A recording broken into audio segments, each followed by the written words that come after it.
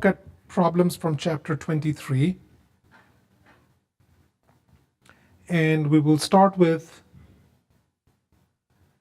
problem number 2. Problem number 2 is pretty straightforward. You have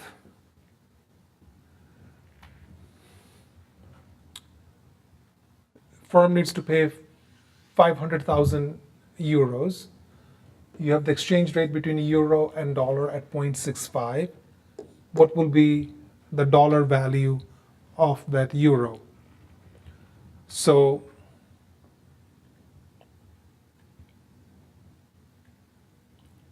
the exchange rate, the spot rate, is 0.65 euros per dollar. And I have to convert 500,000 euros into dollar. So I take 500,000 euros, divide that by 0.65, because this is in euros per dollar, which means that I will cancel the euros and I would be left with 1 over dollar, which is the dollar. That means this would be 500,000 divided by 0.65, which would be, in dollar, would be 769,230 approximately in dollars. So the key thing is to understand when do I have to divide and when do I have to multiply.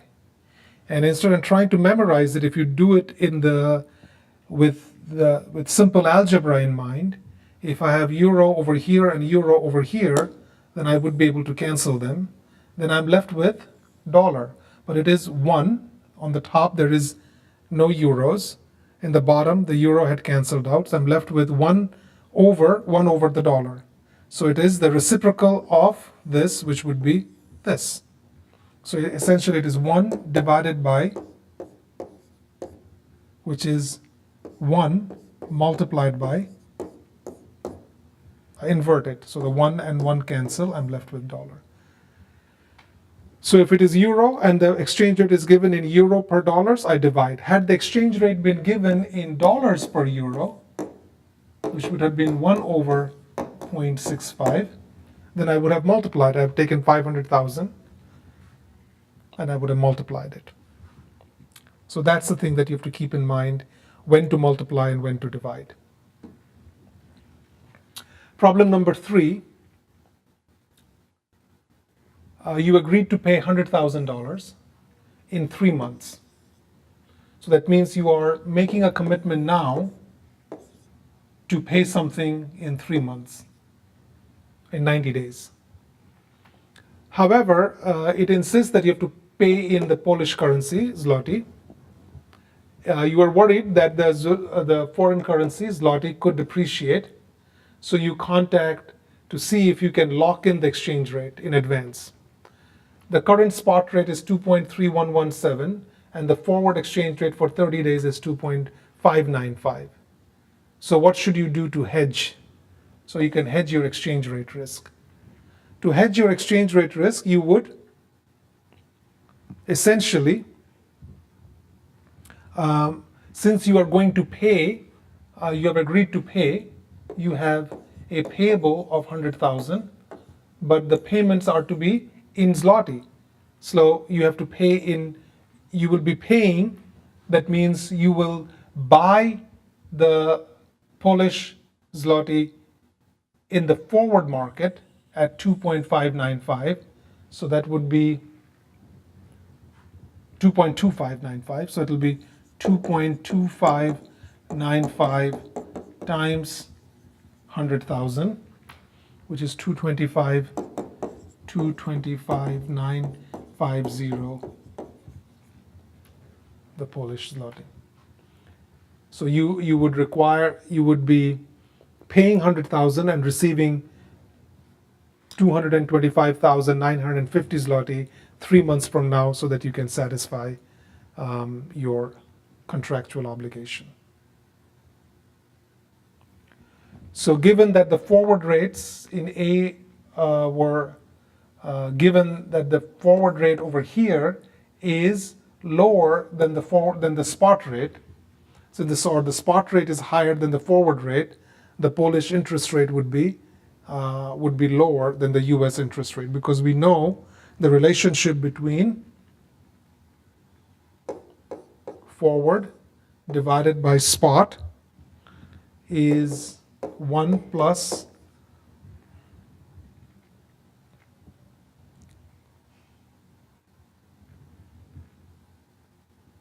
so this is in, let me do this, if F and S are both expressed in PLN per dollar, as it says over here, it's PLN per dollar, then this would be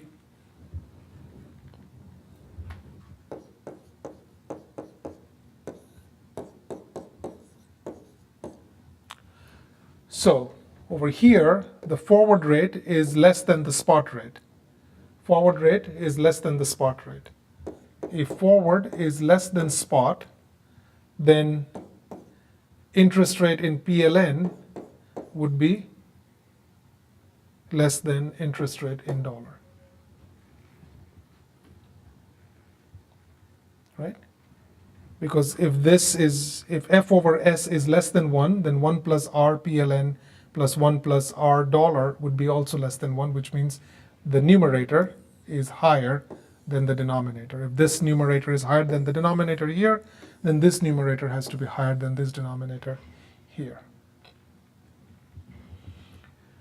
Okay, take a look at problem number 6.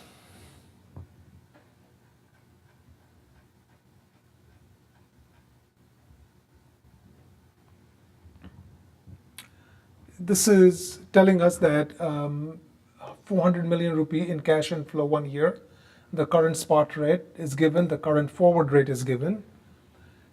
So what is the present value of 400 million rupee by first discounting at the appropriate rupee discount rate and then converting into dollar?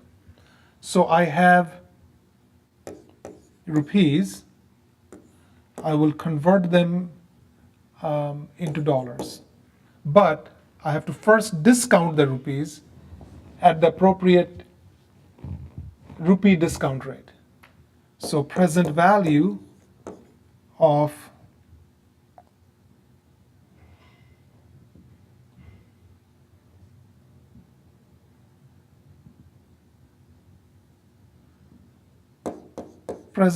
would be 400 divided by 1.10, 400 million divided by 1.10. So which would be, so this is, since this is 1 year. Since this is 1 year. If this was not 1 year, then I would have to input it into my present value calculator over here.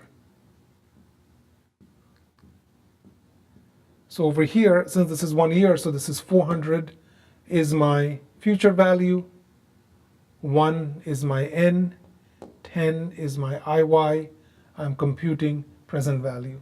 So this is 363.63.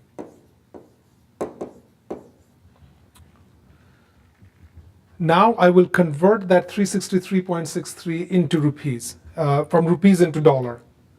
So what do?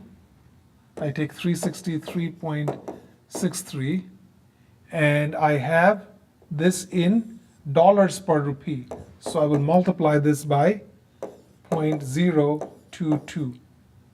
So this is rupees, this is dollar per rupee. So this rupee and this rupee will cancel. So we will have dollar. So that gets us to 8 million.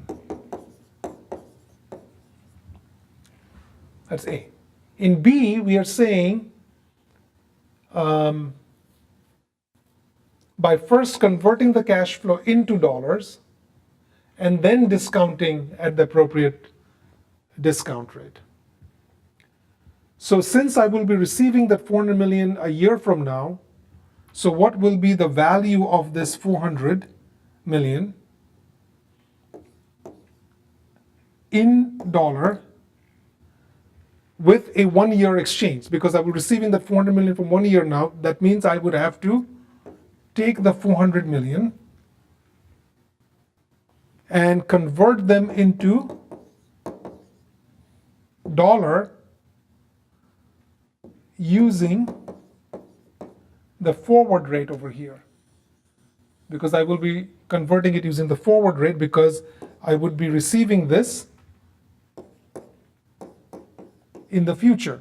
So this rupees and this rupees cancel, and I'm left with $8.4 million. But this $8.4 million is a year from now. What is its value today?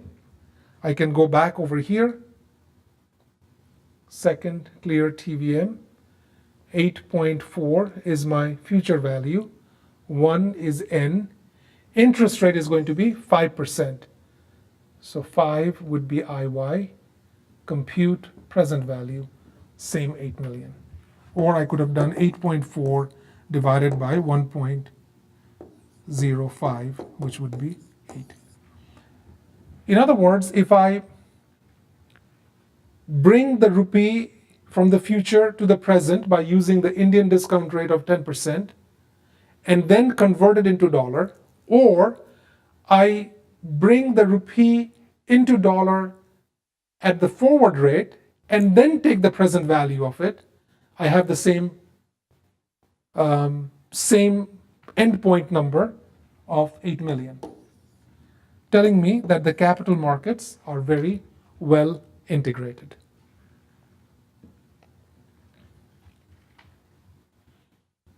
Okay. Last question over here, question number 10. This is using the formula for internationalization of cost of capital. So 1 plus the yen cost of capital will be 1 plus the yen risk-free interest rate divided by 1 plus the dollar risk-free interest rate times, or the other way of writing this, I prefer to write it this way, would be 1 plus the dollar cost of capital. So the yen over dollar cost of capital has to be the same as the ratio of the yen to dollar cost of capital has to be the same as the yen to dollar risk-free rate. The rest is just plugging in the formulas over here. So the yen cost of capital would be 1 plus the yen risk-free rate of 1% divided by 1 plus the dollar risk-free rate of 5% multiplied by 1 plus the dollar cost of capital of 11% minus 1. Okay. So if I do the math over here, it comes to 6.77%.